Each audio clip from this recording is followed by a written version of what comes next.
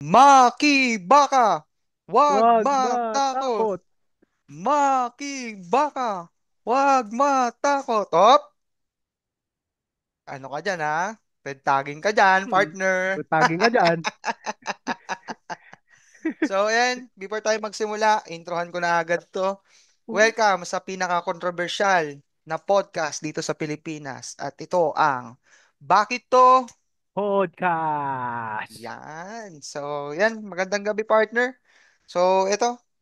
Medyo nakakatuwa itong pag-uusapan natin ngayon. Hmm. Ano, Nakakatuwa ngayong, at may pulot ng aral kahit papano. yes. Ayan. So, ayan. Ang title ng, ng kwentuhan natin ngayon, partner. Bakit nga ba nagkaroon ng rally na korupsyon itong nakaraang, Hmm. September 21? Ano ba yung cause nun? Ano ba yung dahilan? Nakakaloko nga So, partner kasi mm, sinabay nila sa anibersaryo ng martial law eh, no? martial law, yes. Kaya akala Mm, ng mga mga hater ng ano natin ng gobyerno natin kaya mm. magkakaroon ng part 2 eh. Kaya nila tinapat doon eh. Kaya nga eh. So, ayun, ano nga ba yung mga nangyari, partner, no? Balik tanaw tayo ngayong araw. Ano ba Mm. yung mga nangyari nung September 21? Unang-una dyan, yung mga napansin ko, nakaka-overwhelm. Bakit? Oo, Mo, kahit partner? papano. Kasi ang dami talagang nakiisa sa ano na Sa yun, sa kapaglaban ng korupsyon walang kilusan na kulay. yun. Mm-mm. However, medyo Pero meron pa rin kulay. Parang yes and no nakitaan ang ko ano pa eh, rin siya ng nakitaan ko pa kulay. rin siya partner ng ng hindi maganda, which is kasi ang pinunta sa Luneta, sa Edsa Shrine at sa Ah, U-Belt is oo. pagkakaisa para labanan yung corruption, which is yun nga Mm. yung flood control issue dito sa sa Pilipinas. Yun, silabasan kung ano-anong Mm. mga grupo-grupo, which is hindi siya nakakatuwa. Nakaka-proud pero hindi siya nakakatuwa Tsaka kasi pansin mo talaga kung ano, ano grupo or samahan nung partner sa bawat mm, lugar eh. Halimbawa sa Etcherstein, alam natin kung sino yung mga pumunta dyan. Mga fusyang ilaw, mga fusyang dilaw. mm. So, ayun, nakakaano lang, Mm. nakakadismay lang pero Alam ko meron nakakatuwa din sa kasi Krami nung mga natin, oo, mga yes. DDS nating Pilipino. Mm. Oo. So, Nandun sila. ayun, nakakatuwa kasi nagkakaisa tayo. However, nakikita pa rin natin yung mga ibang tao na pinaglalaban nila yung mga sinasamba nilang mga politiko. Sila Mm. na nga yung sila na nga yung dahilan kung bakit natin nilalaban yung mga karapatan natin para dito sa bansang Pilipinas. Kasi, imagine mo, tayo na yung nakawan, nandiyan pa rin sila sa pwesto na yan. Oo. Kaya yun yung ginawa natin.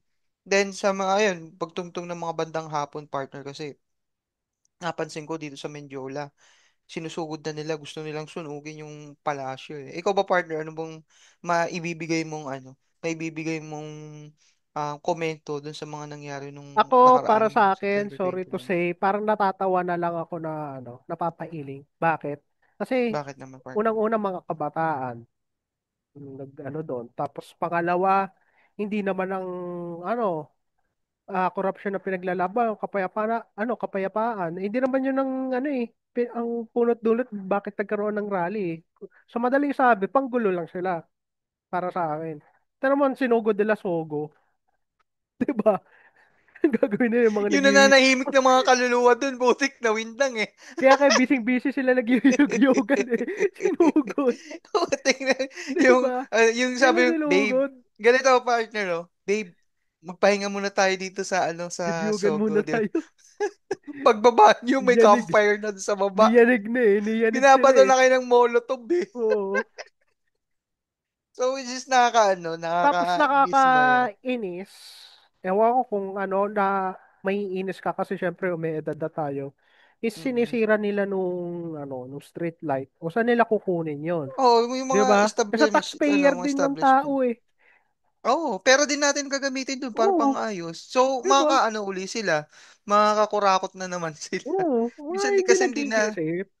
hindi kasi ginagamit yung utak, yung mga panira Mm. lang. Gusto lang dahil in sa sa ibang bansa na Mm. ganun ginawa nila. Eh, syempre, kung titignan mo ngayon yung situation Saka mas malala ang ng, sitwasyon sa ibang bansa. Yun ang napapansin ko. yes. Sa Nepal at Indonesia, mas malala yung Oo, compare sa ano. nahihirapan sila makabangon ngayon kasi sira yung mga establishment nila eh. Oo, ngayon 'Di parang ba? ano sila, back to start sila para silang bagong Oo. ano, bagong bansa. Ganun. Mm. Pero nakamit pa rin nila yung ano, nakamit Oo, pa rin nila yung nakamit nila. Pero hustisya. syempre, Mm. Balik ah lang nga lang sa ano. ano, from scratch sila, ganun. Kasi bagong sistema Tama. na eh. Correct. So, ayun, yung mga napansin ko rin doon na ano, wala namang problema kung makisama yung mga Gen Z, yung mga kabataan ngayon Wala kasi lang masama. sila talaga Kasi yung syempre, para sa kinabukasan naman nila yan eh. Para mm, naman sa kanila eh. oo. Pero, ang squammy kasi eh, di ba? Halatang mga dayo sa tondo ang ano, eh, manugod dun eh. Di ba? Mm. Pero ikaw ano ito partner ito disclaimer lang kasi nailabas na to sa mga news Mm. outlets na pinondohan pala yung mga nanggulo din sa ano Yun sa ang ano. U-Belt, 'di ba? So, Oo. ayun, Yun ang nakakadismaya kasi ano eh, nakakayamot dyan eh. Saka mga ano dyan, mga nagpondo daw dyan is mga dating politiko, tapos yung isa daw, abogado pa, di ba? yun nga rin yung lumabas sa Pero ano hindi sa nila pinangalanan yun. Siguro, kino-confirm pa nila kung sila talaga yun bago sila mag-name drop ang pangalan. Kasi di pa tama. final yun eh. Parang Mm. hearsay pa lang sa kanila, under investigation pa eh.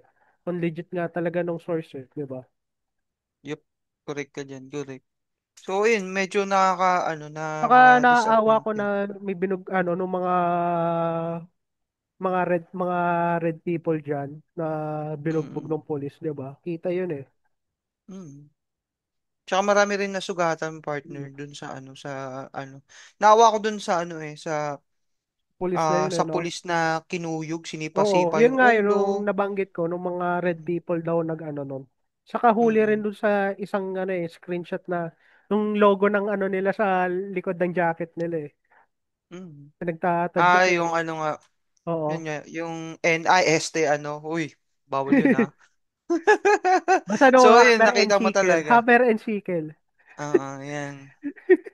So, nakakadismaya yung ganong sitwasyon. Though, yun, yung puso naman natin nandun sa mga kababayan natin Mm. na lumalaban din sa korupsyon. At guess what, natapos tong um, protesta na to na may konting gulo pero Mm. makikita mo na pangkalahatan is mapayapa, partner. Yeah. Ang ang malupit lang dito sa sitwasyon na to, may mga nahuling kabataan na yun yan, nahuli na dahil nag-break sila ng rules, nahuli agad. Dito ka matatawa. May nakita ako sa ano eh. Based sa sa news, correct me if I'm wrong, 216 na kabataan ang nahuli. Mm. At yung mga nagnakaw sa kaban natin is zero until now. Mm. 'Di ba? So, ayan, hawak talaga nila yung sitwasyon eh. Ikaw ba partner, ano ba yung mabibigay mong komento about yan? May napansin ako or napuko sa ano sa social media na ano naman to, nakakatawa kung ano naman to nangyari. Is nung Mm. bata na nakamas tapos ano sa ano bugbugan ng pulis. Tapos nung Mm, nagtanggal ang mask, kuwari nawawala daw siya. Hinanap daw niya yung tito niya. Nakita Oh, mo ba yes, yun? yes, yes. Ah, Doon ako natawa eh. ah, Nung nakita ko yun sa social media eh. nawawala Ayun na lang daw trending eh. siya. Nawawala daw siya eh. No? Nung hinuli ng Unggoy eh. pulis na nawawala lang daw siya. Saka nung, nung isa napansin ko na isa sa mga rallyista natin is, ang pinaglalaban Mm. na nga lang niya is pagbaba ng presyo ng mga street food eh. Nahuli pa siya. Oo, yes. Di ba? Nakita kasi talaga na nakigulo talaga siya kaya Mm. ang hirap malusutan yung ganung Oo. sitwasyon. So, Saka ang dami nangyari partner, ayon Mm. sa mga naging nuisance candidate pa daw yun noong 2019. Oh, Yeah. talaga? Oh, ay di ko pala na-send sa'yo sa sa Mm. personal natin. Naging nuisance candidate siya noong 2019 as Mm. mayor ng Manila. Di nuisance Ah, candidate siya. Sayang. Eh di sana eh, may may kalaban na si Rastaman, di ba? mm. Wala eh. Wala eh. Tapos yun pala, kaya pala Natimbog siya eh. nuisance candidate is may talaga. na proven talaga na ano, may may diferensya sa pag-iisip ganun. May something Yun talaga nga. may something daw sa kanya ganun. So in short, Yun nga. PWD siya, part siya ng PWD community. Mm, yun nga, nakakalungkot.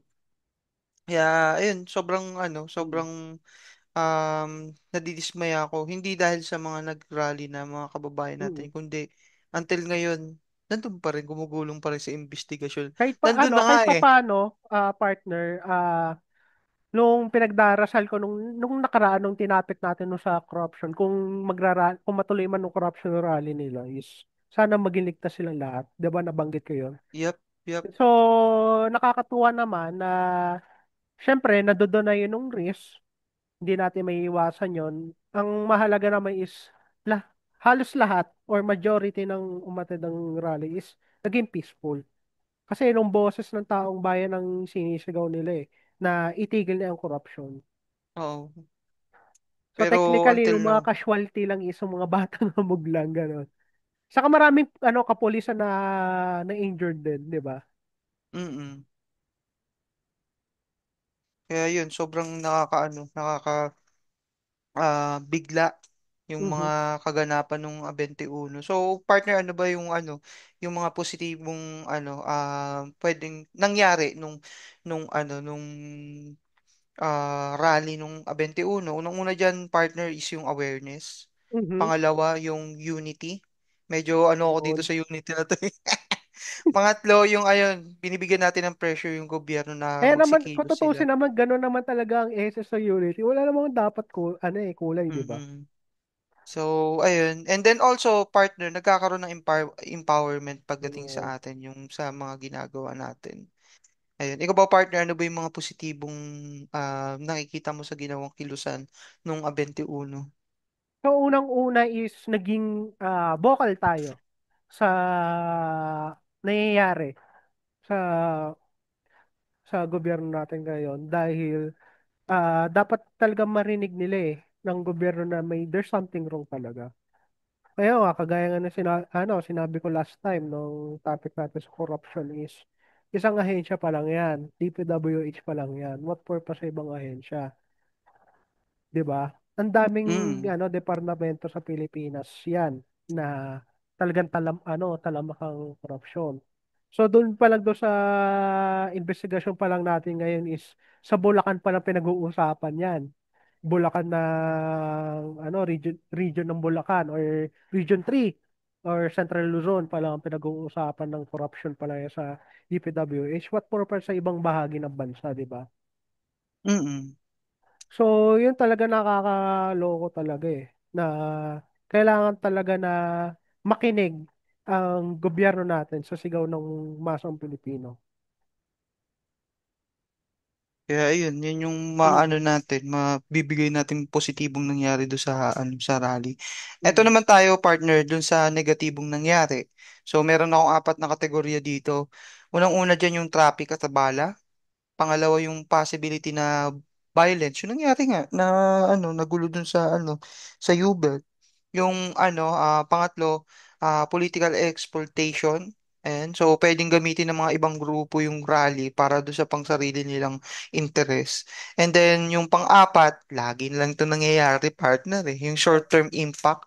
Yung Mm. may mga yung ginawa na ngayong rally pagkatapos hindi na agad nakikita ang tunay na pagbabago. So ayun yung mga nangyayari. Ikaw naman, partner, ano ba yung negatibong babahagi mo sa amin? Ang tanging negatibo na napansin ko lang nung rally is nung tension or sagupaan sa mga ilang lugar. So, kayo, kagaya ng sinabi ko kanina is ah posible talaga magkaroon ng riot or kaguluhan. Kasi emosyon na ang tao eh. Hindi naman sila pupunta sa rally kung hindi na sila bad trip, di ba? Sa nakikita nilang nangyayari eh. So, yun. Lalo ng mga rallyista na ah, kulang na lang is makisuntok na rin sa sa mga kapulisan, 'di ba? Oo, Yung mga oo. matitinong rallyista na tinutukoy ko. Kaya nga nung Mm. isang influencer na ng hari ng mga ng mga masasamang ninja eh. 'Di ba napamura na siya doon sa Ancient Oo. Shrine, 'di ba? Mm. Kasi nga talagang kahit naman sinong Brutalan ano, na 'di kasi. ba? Brutalan na kasi, partner. Ubusan na eh.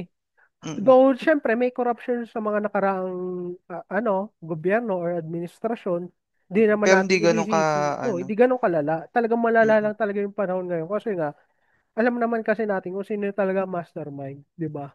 Nasa Yeah, national exactly. position din. Yep, exactly. Tama ka Ayun dyan. ang mga negatibo na napansin ko sa nangyaring rally nung nakaraang Mm. September 21. So, partner, ano ba yung mabibigay mong payo sa mga listeners and followers natin, partner? So, unang-una, ang mabibigay kong payo is hindi sapat ang boses kung hindi mahalaga rin ang aksyon.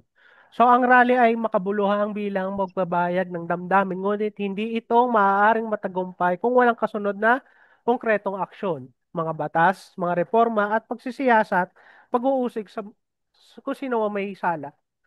Mm-mm. Pangalawa naman is pagpatuloy ng pagiging bantay sa mamamayan. So, ang kailangan hindi natapos ang araw na pagsarali lang. So, ang pagkakaili, hilulok sa mamayan. So, dapat may edukasyon, pagsubaybay, at paglahok sa mga lokal na pamahalaan at paninindigan upang hindi masayang ang ipaglaban. Kasi syempre, kung ah, tatapos na yung rally, tapos makakalimutan na lang, di ba?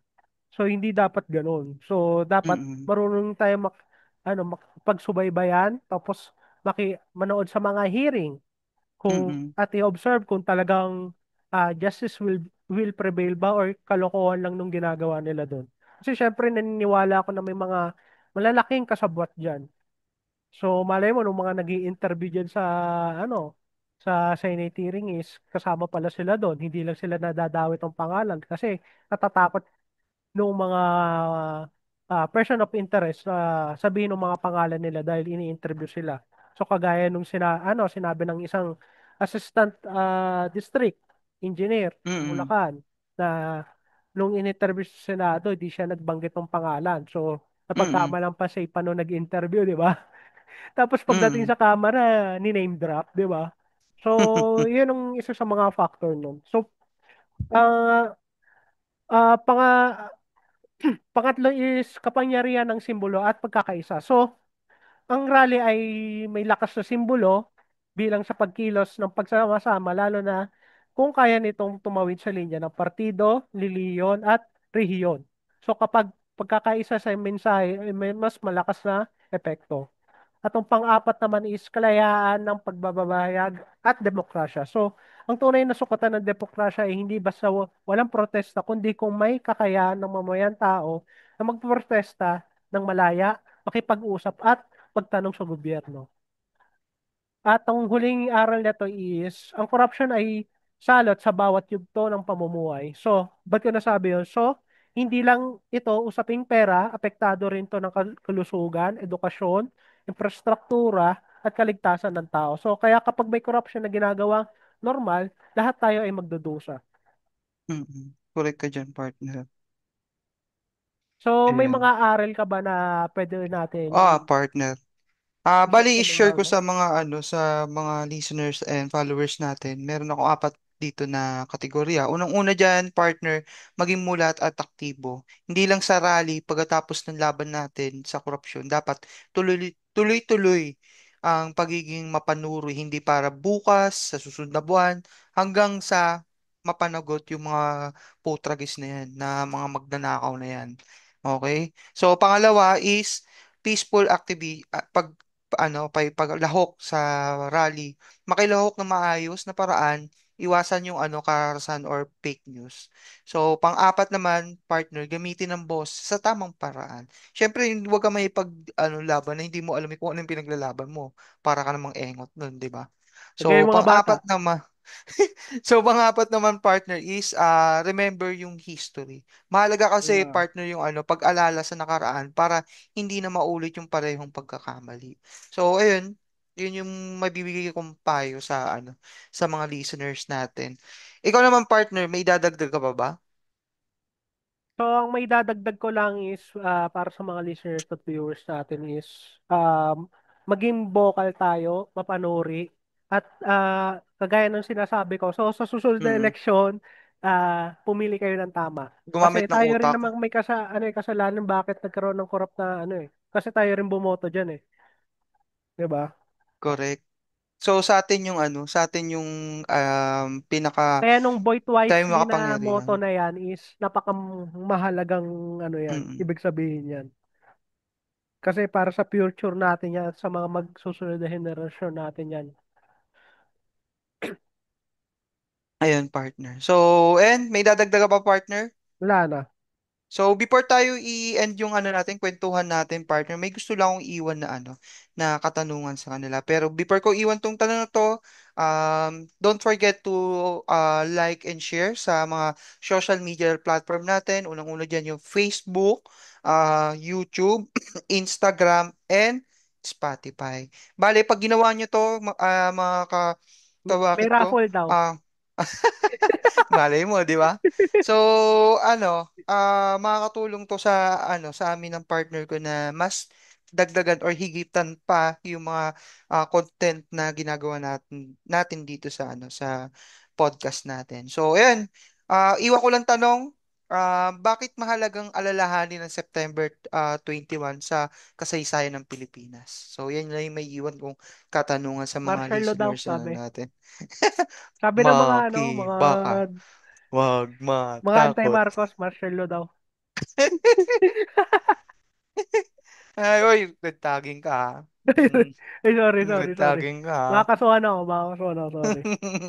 Okay, so maraming salamat sa pakikinig. Mamba out. Bow.